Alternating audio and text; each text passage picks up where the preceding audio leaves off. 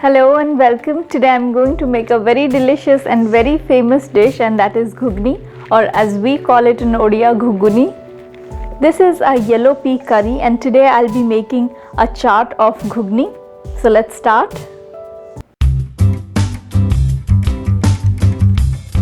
I'm going to begin by cooking the yellow peas which has been soaked overnight, and I'm going to cook it along with some salt and some turmeric powder. I have taken here 4 cups of soaked yellow peas which has been soaked overnight, and then I added about 3 cups of water. I'll bring it to a boil, then I'll cover the lid and let it cook on low heat till the yellow peas are nice and tender. But before that, to this I'll be adding 1 teaspoon of turmeric powder and 1 teaspoon of salt, and then I'll just cover the lid and let it cook on low heat.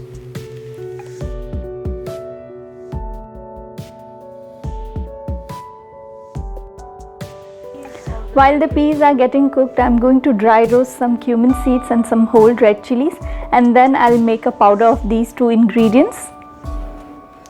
My pan is hot. I have added about 2 tablespoons of cumin seeds, and along with the cumin seeds I'm adding 2 whole red chilies dried. On medium to low heat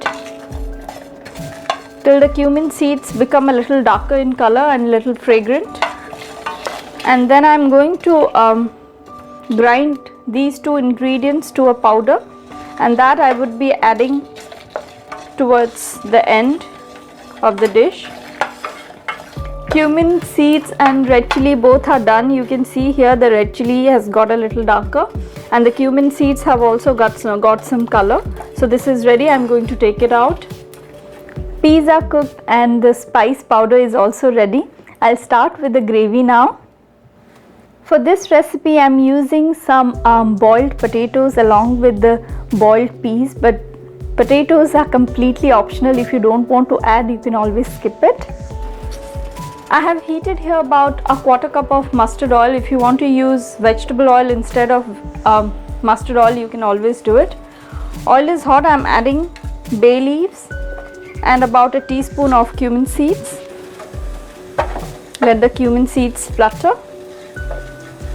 And then I'll be adding some onion paste to it. Cumin seeds are done. I'm adding the onion paste to it.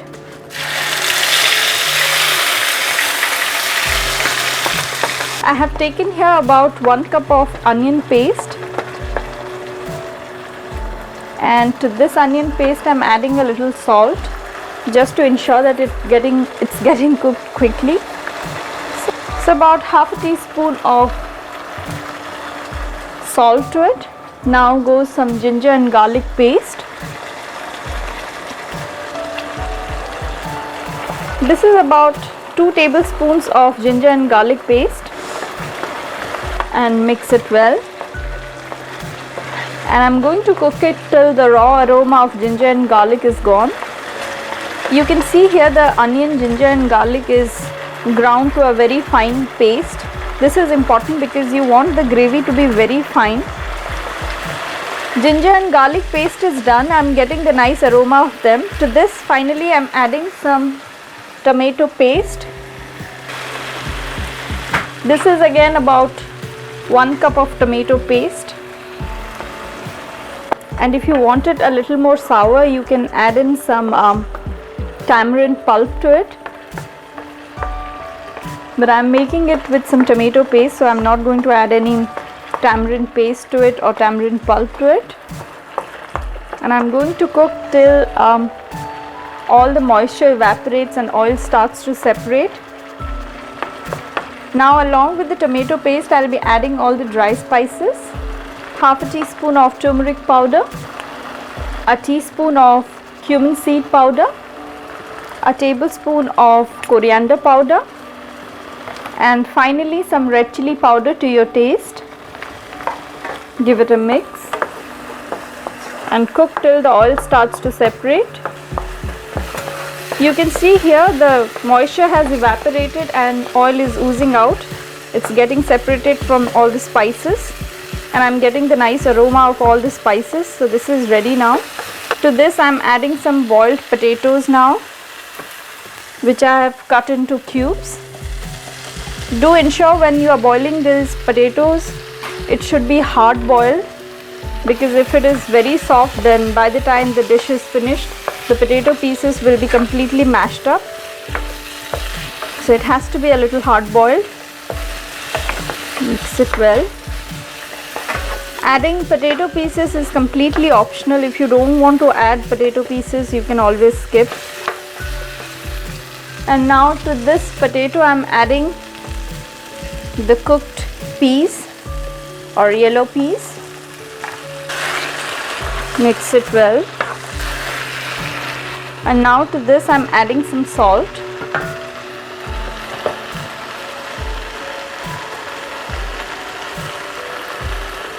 So add salt accordingly, and finally I am adding some water to it.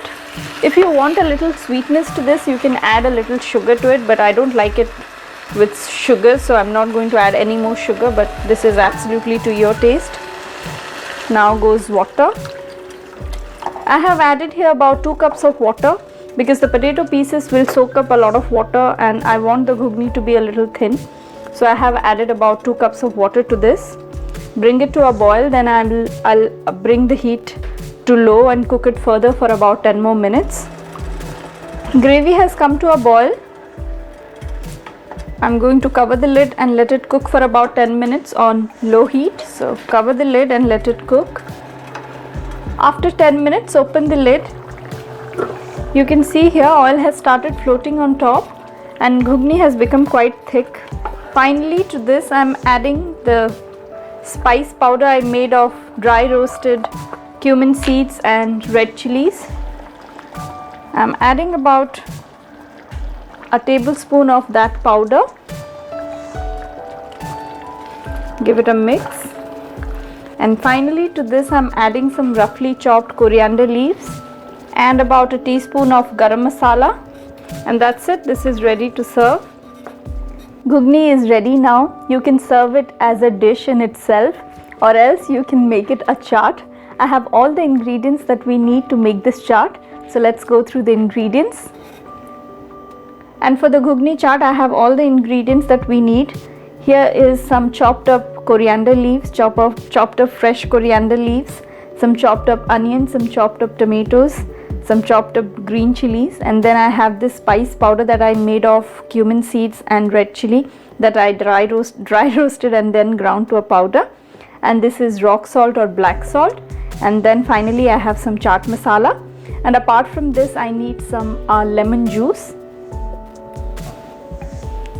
Now I'm going to begin by adding the chopped up onions.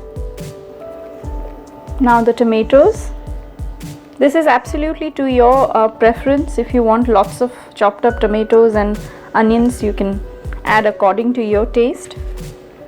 Now goes about 1 tablespoon of lemon juice, some chopped up coriander, then the green chilies, and now the dry spices, in which I have this cumin and red chili powder, chaat masala, and the rock salt or black salt. And to this, if you want a little crunch, you can add in some fried save. Ghugni chaat is ready. As I said, you can add some fried up save or any kind of the papad that we make from maida. You can use that to give it a crunch, but I like it this way, so I haven't added any crunchy element to it. I always love this recipe as an evening snack. So definitely try this and don't forget to let me know about it. We will meet next time, and don't forget to subscribe. Till then, bye bye.